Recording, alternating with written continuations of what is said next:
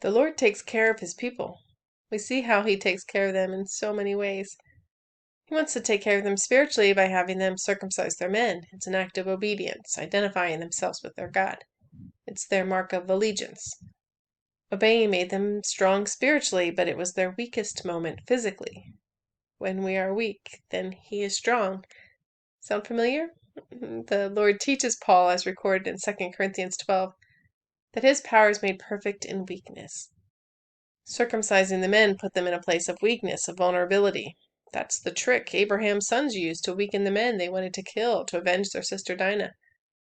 The Israelites had to humble themselves and make themselves weak and rely on their God for protection.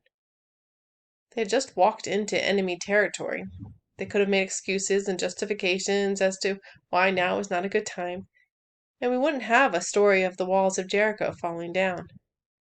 God moved them into a place of weakness. They had to rely on God to provide protection from their enemy. In the opposite manner, God had been providing food for the Israelites for 40 years, manna from heaven.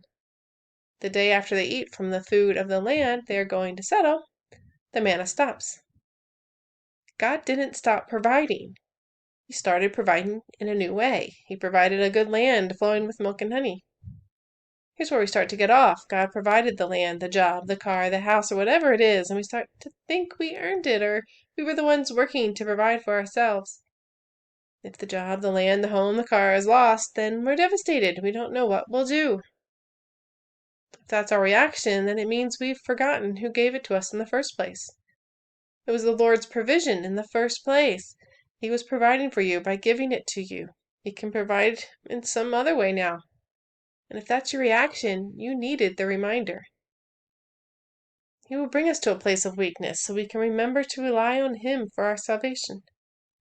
Our weakness is a gift. Everything is a gift. God's grace is in every part of our lives. See it and thank Him for it.